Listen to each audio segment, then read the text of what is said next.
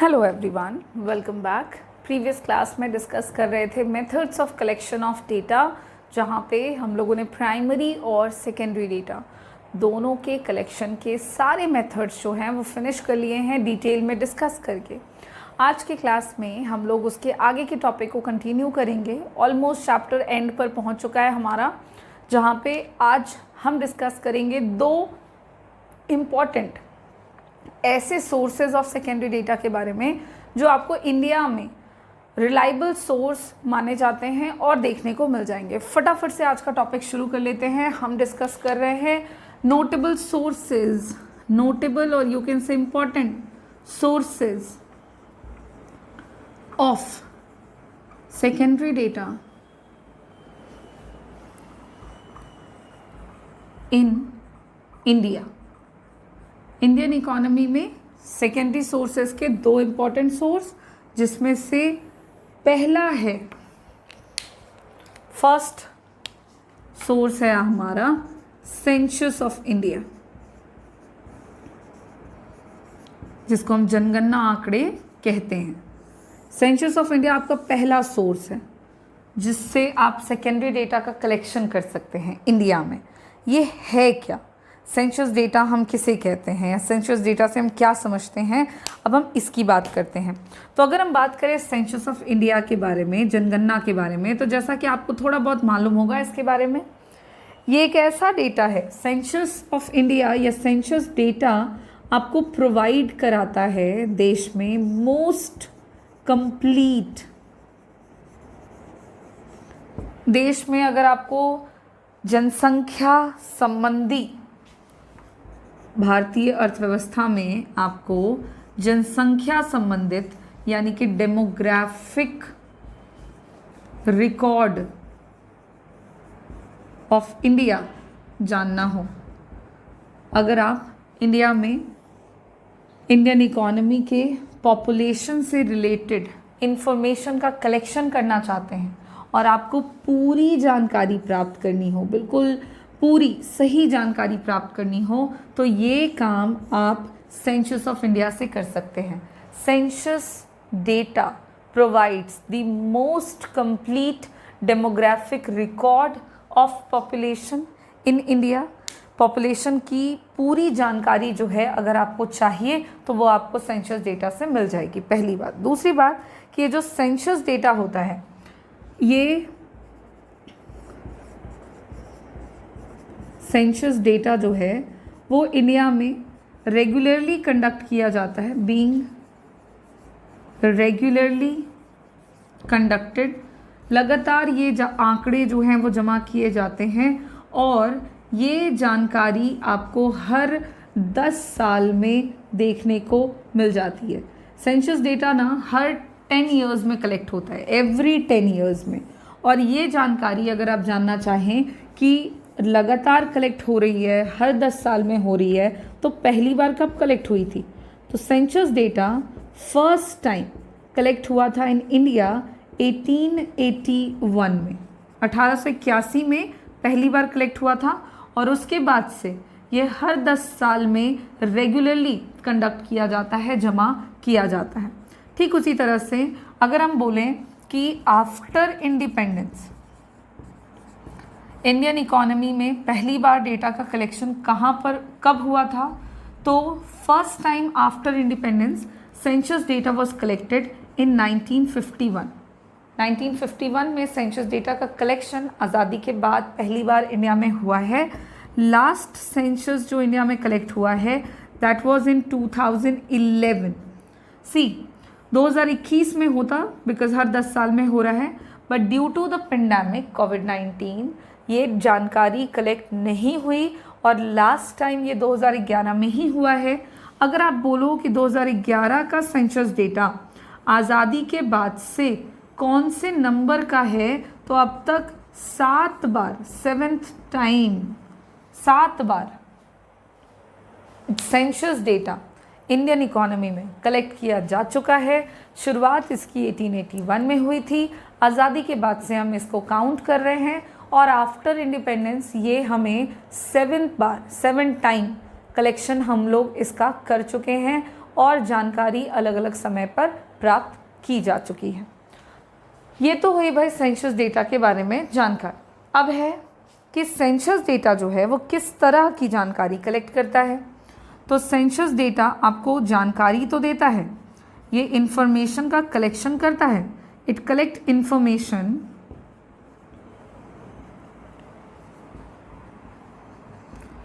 और ये information population के वेरियस एस्पेक्ट से रिलेटेड होता है।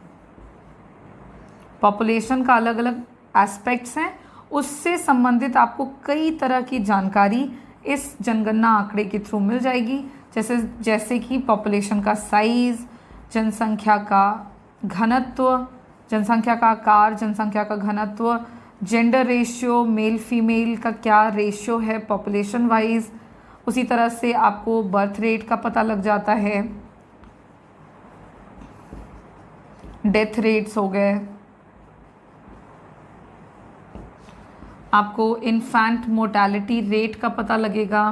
तो इस तरह की कई सारी ऐसी जानकारी है जो कि सेंसस डेटा की मदद से आप रिसीव कर सकते हैं। दीज आर द इंफॉर्मेशन जो कि सेंसस डेटा के थ्रू कलेक्ट किया जाता है इंडिया में हर 10 साल पर। लिटरेसी रेट हो गया, इस तरह के और भी बहुत सारे इंफॉर्मेशन हैं। अब है कि सेंसस डेटा किसके द्वारा कलेक्ट होता है। तो office of registrar general and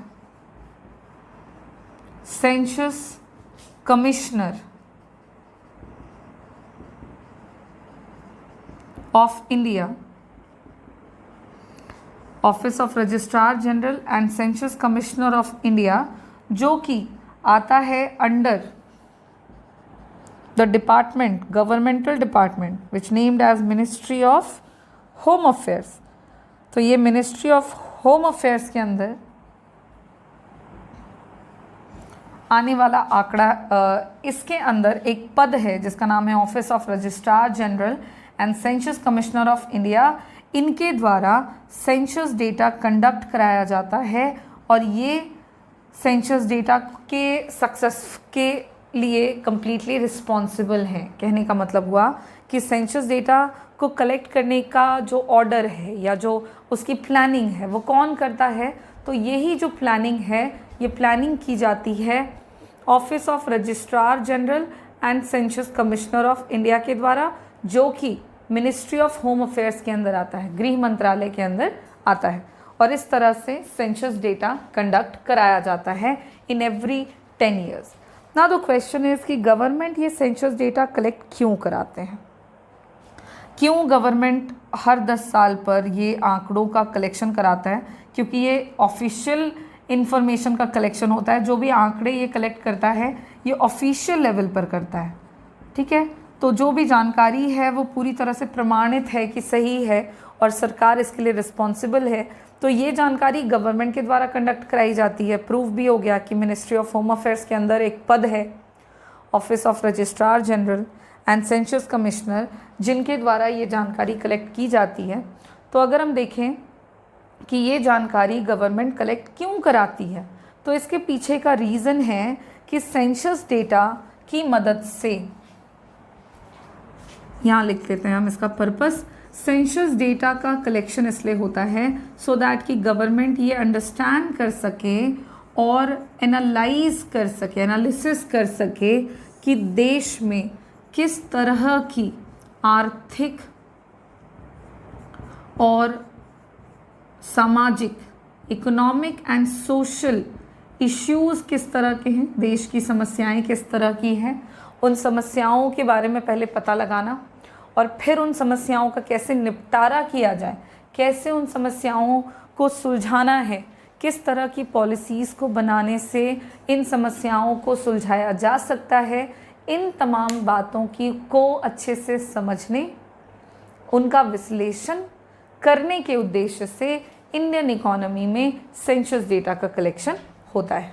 तो आप लोग इसको शॉर्ट में, ब्रीफ में याद कर लें, समझ लें कि क्या है सेंसस ऑफ डेटा।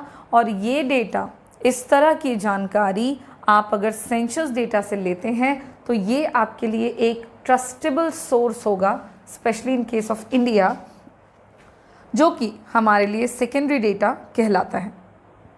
और इस तरह से फर्स्ट सोर्स हम लोगों ने यहाँ पे कंप्लीट कर लिया है। देख लें आप इसको एक बार। नेक्स्ट सोर्स पर हम आगे बढ़ेंगे जो कि होगा NSSO, चूँकि हम सेकेंडरी डेटा के सोर्सेज डिस्कस कर रहे हैं। और सेकेंडरी डेटा के कलेक्शन के दो इम्पॉर्टेंट सोर्सेज हम लोगों ने देखने हैं। पहला सेंसस ऑफ इंडिया देख चुके, और अब बात करते हैं हम दूसरे सोर्स की जो कि है NSSO। सबसे पहले बात कर लेंगे NSSO है क्या, डेटा कलेक्शन कैसे होता है उसके थ्रू, कब होता है।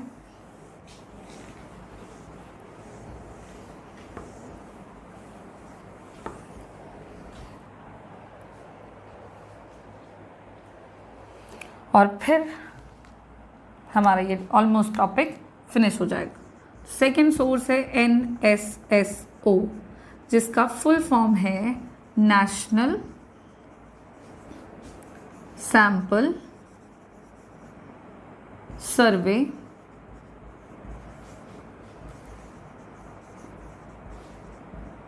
ऑर्गेनाइजेशन, जिसको नेशनल सैंपल सर्वे ऑफिस भी कहते हैं।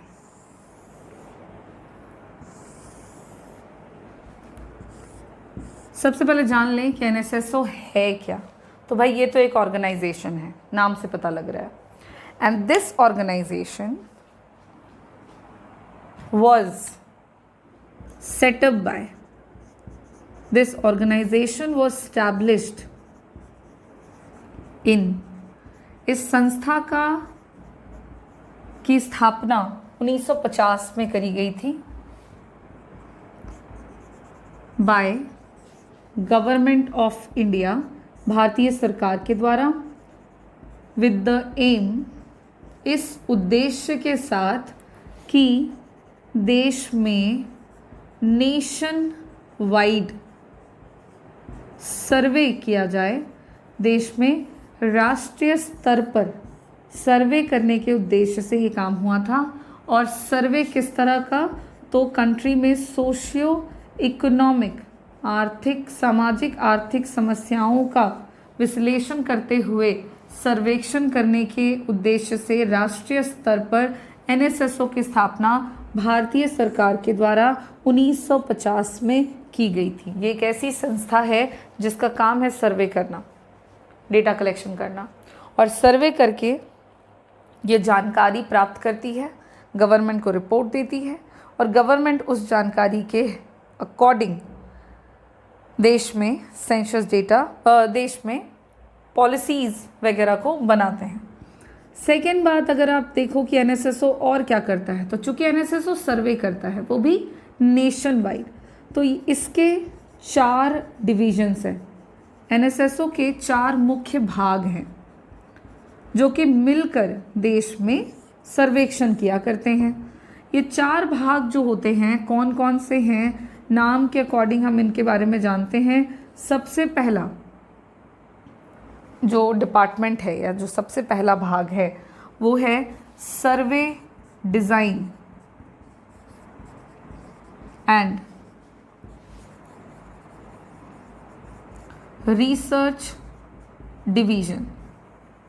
सबसे पहला जो भाग है इस NSSO का वो है सर्वे डिज़ाइन एंड रिसर्च डिवीज़न, जिसका काम होता है देश में किसी भी प्रकार के सर्वेक्षण को कैसे डिज़ाइन करना है, कैसे उसकी प्लानिंग करनी है, वो सारा काम इसका पहला भाग करता है।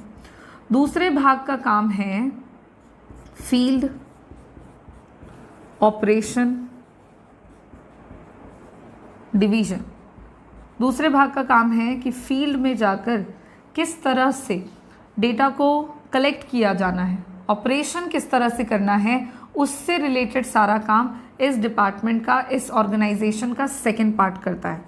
तीसरे पार्ट का काम है कि जो डेटा कलेक्शन हो चुका है उसको प्रोसेस करना, उसको एनालाइज करना और एनालिसिस के बाद उसको कैसे उससे हम एक रिजल्ट इंटरप्रेट करेंगे, ये सारा काम तीसरा भाग करता है जिसका नाम है डेटा प्रोसेसिंग डिवीजन।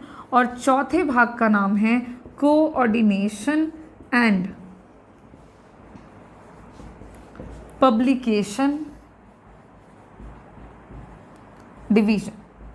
चौथे भाग का अगर नाम और काम भी देखें सेम, विच इज़ कोऑर्डिनेट करना विद द डेटा कलेक्शन जो किया गया एंड द रिजल्ट जो इंटरप्रेट किया गया उसके बीच में, एंड पब्लिकेशन करना यानी कि जो आंकड़े जमा किए जा चुके उससे जो रिजल्ट पाया गया उसको ये पब्लिश कर देता है। और इस तरह से 4 डिविजन्स एनएसएसओ के हैं जो मिलकर देश में सर्वे कर रहे होते हैं नेशनल लेवल पे। पहले भाग का नाम और काम सेम, प्लानिंग करना। दूसरे भाग का नाम और काम देखोगे सेम, फील्ड में जाकर किस तरह से इंफॉर्मेशन का कलेक्शन करना है उससे रिलेटेड सारे काम करना। तीसरे भाग का काम और नाम देखें फिर से सेम, कि जो जानकारी कलेक्ट की जा चुकी है उसको प्रोसेस करना, एनालाइज करना और रॉ फॉर्म से एक रिजल्ट के रूप में चेंज कर देना। एंड चौथे भाग का नाम और काम आप देखोगे सेम, विच इज़ कोऑर्डिनेशन, तालमेल बिठाना जो आंकड़े जमा किए गए उसके बीच और जो जानकारी प्राप्त कर ली गई है रिजल्ट के रूप में उन दोनों के बीच में, एंड पब्लिकेशन डिवीजन, उसको पब्लिश कर देना। और इस तरह से एनएसएसओ के चारों भाग हर तरह के सर्वेक्षण को करने में रिस्पॉन्सिबल होते हैं और अपना अपना कंट्रीब्यूशन देते हैं। अब बात करते हैं कि एनएसएसओ के द्वारा जो भी इंफॉर्मेशन का कलेक्शन होता है उस इंफॉर्मेशन को, ये तो कंफर्म हो गया कि वो रिलीज़ कर देते हैं, मतलब पब्लिश कर देते हैं, बट वो रिलीज़ कैसे करते हैं, आपको कहाँ मिलेगा एनएसएसओ के द्वारा कलेक्टेड जानकारी। तो एनएसएसओ अपने तमाम इंफॉर्मेशन को जिसको वो कलेक्ट करता है उसे वो रिलीज़ कर देते हैं थ्रू इट्स क्वार्टरली जर्नल जिसका नाम है सर्वेक्षणा। उसके थ्रू क्वार्टरली जर्नल एनएसएसओ की पत्रिका एक छपती है जिसका नाम सर्वेक्षण है। उसमें आपको एनएसएसओ के सारे रिपोर्ट जो हैं वो मिल जाएंगे और एनएसएसओ किस तरह के आंकड़े जमा करता है, किस तरह की जानकारी ये प्राप्त करता है, इस तमाम जानकारी जो है वो आपको इस रिपोर्ट में, इस पत्रिका में मिल जाती है। एनएसएसओ के द्वारा जो भी इंफॉर्मेशन का कलेक्शन होता है, अगर हम एग्जाम्पल की बात करें कि ये किस तरह की जानकारी कलेक्ट करता है, तो ये देश में सामाजिक आर्थिक समस्याओं से संबंधित जानकारी कलेक्ट करता है, जैसे कि अनएम्प्लॉयमेंट, जैसे कि स्कूल एनरोलमेंट,